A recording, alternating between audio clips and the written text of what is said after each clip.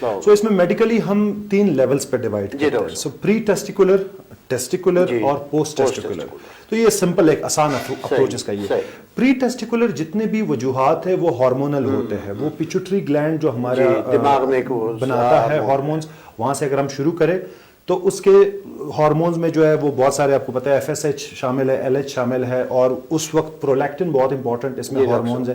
اس کے ساتھ ساتھ پھر تھائرائڈ بڑا امپورٹنٹ ہے, سسٹمک ہیلتھ بڑا امپورٹنٹ ہے, ان کا ڈائبٹیز تو نہیں ہے یا کوئی ڈپریشن وغیرہ تو نہیں ہے. سو یہ سب پری ٹیسٹیکولر ہے. پھر اس کے بعد ٹیسٹیکولر ہے کہ ٹیسٹیکل کا کوئی انفیکشن تو نہیں ہوا, کوئی جینیٹک مسئلہ تو نہیں ہوا, کلائنفلٹر جس کو ہم کہتے ہیں, اور اس کے ساتھ ساتھ کوئی اس میں جو ہے وہ ٹراما تو نہیں ہوا. اور پھر کچھ پوسٹ ٹیسٹیکولر ہے جس میں ویریکوسیل اور بہت سارے obstructive ایزوسپرمیا جس کو ہم کہتے ہیں. تو یہ سب چیزوں کو ڈفرینشیٹ کرنے کے لیے جو پہلا ٹیسٹ ہم کراتے ہیں آسان لفظوں میں عام عوام کے لیے, وہ ہے سیمن انالیسس. وہ آپ نے سیمن انالیسس کروایا, وہ سستا ٹیسٹ ہے, آسان ٹیسٹ ہے, کوئی بڑی آسانی سے آپ اس میں پھر آپ ڈفرنٹ پیرامیٹرز دیکھتے ہیں. وہ ظاہر ہے اس کی ڈیٹیلز میں تو جانا بڑا مشکل ہو جائے گا. تو اس میں کاؤنٹس دیکھتے ہیں, اس میں یہ دیکھتے ہیں مورفالوجی کیسی ہے, اس میں ایب نارمل کتنے ہیں کتنے نہیں ہے, اس میں موٹیلٹی اس کی کیسی ہے. وہ سارے چیزوں کو دیکھ کر پھر ہم نیکسٹ سٹیپ میں پھر ہارمونز دیکھتے ہیں, تھائرائڈ, شوگر, اور پھر پرولیکٹن, اور پھر اس کے ساتھ ساتھ الٹرا ساؤنڈ بھی کروا لیتے. تو یہ سارے جو ہے وہ میل کے ڈفرنٹ وجوہات پتہ چلتا ہے. فیمیل اگین جو ہے وہ اسی 3 طریقوں سے آپ یا 4 طریقوں سے ڈیوائڈ کر سکتے ہو. دیکھیں فیمیل سے ہم سب سے پہلے ہسٹری پوچھتے ہیں کہ ان کو کوئی ماہواری کا مسئلہ تو نہیں ہے, کوئی اور ایشو ایز سچ تو نہیں ہے, اور پوری وہ ڈیٹیلڈ ہسٹری لے کر نیکسٹ ہم پھر ورک اپ پہ جاتے ہیں.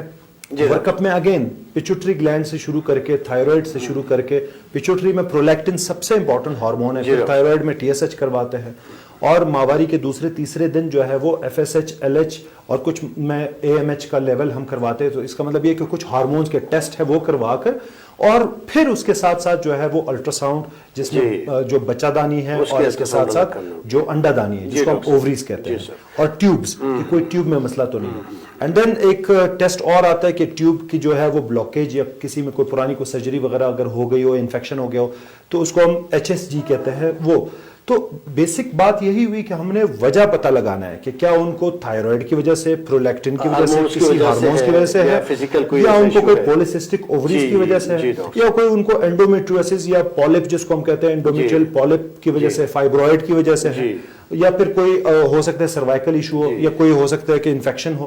یہ ملٹیپل وجوہات جس میں الٹرا ساؤنڈ اور کچھ ایک رنگین ایکس رے جس کو کہتے ہیں HSG اور کچھ ہارمونل ٹیسٹ, ان سے پتہ چل جاتا ہے کہ ان میں وجہ کیا ہے. کچھ وجوہات ہوتے ہیں جو تو بڑا آسان ہے, کلیئر کٹ, اگر وہ تھائرائڈ کا ہو یا پرولیکٹن کا ہو, اسپیسیفک وجوہات ہیں ان کو ٹھیک کرو. تو وہ جو سیکنڈری اس کے مسئلے مسائل ہے جس میں ڈاکٹر صاحب پرولیکٹن پہ یاد ہے, پرولیکٹن کا کیا اس میں رول ہے بانجھپن میں خواتین کے حوالے سے؟ پرولیکٹن ایک بہت امپورٹنٹ ہارمون ہے, اور یہ پرولیکٹن جو ہے وہ رطوبت ہارمون اس کو کہتے ہیں کہ وہ پیچوٹری گلینڈ سے پروڈیوس ہوتا ہے.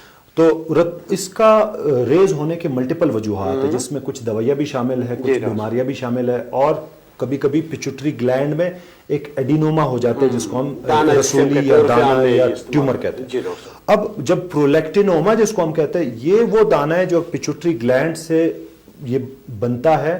تو اگر وہ پیچوٹری ایڈینوما بھی ہو, دانہ بھی ہو, بغیر سرجری کے دوا سے یہ پرولیکٹن ٹریٹ ہو سکتا ہے. اس کا ڈائریکٹ تعلق ہے ماہواری کے ساتھ اور اس کے ساتھ ساتھ فرٹیلیٹی کے ساتھ, چاہے وہ مرد میں ہو چاہے عورت میں ہو, دونوں میں پرولیکٹن کا ریز ہونا, ایک حد سے زیادہ ریز ہونا, اور اگر اس کا وجہ جو ہے وہ پتہ چل جائے کہ یہ اس کی وجہ سے ہے, یہ پرولیکٹن وجہ کو ٹریٹ کر کے آپ بالکل وہ مریض بالکل ٹھیک ہو جاتا ہے, ان کے جو ہے وہ سارے پرابلمز ریزالو ہو جاتے ہیں. تو پرولیکٹن ایک بہت امپورٹنٹ ہارمون ہے. اسی طریقے سے تھائرائڈ بھی بڑا امپورٹنٹ ہارمون ہے, جس میں ہائپوتھائرائڈزم, جس کا مطلب یہ ہے کہ تھائرائڈ یہاں پر ہمارے گلینڈ ہے وہ کام صحیح نہیں کر رہا, یا پھر ہائپر تھائرائڈزم بہت زیادہ اوور ایکٹیو بھی ٹھیک نہیں ہے, انڈر ایکٹیو. ان دونوں کا فیمیلز میں دیکھتے ہیں تو پھر ماہواری کے اوپر اثر ہے, نیچرلی وہ پھر پریگننسی کے اوپر بھی اثر کرتا ہے. میلز میں جو ہے اسپرم کاؤنٹ کے اوپر اس کے اثرات ہیں. دونوں کا ٹریٹمنٹ بڑا آسان ہے, بہت اسٹریٹ فارورڈ ہے.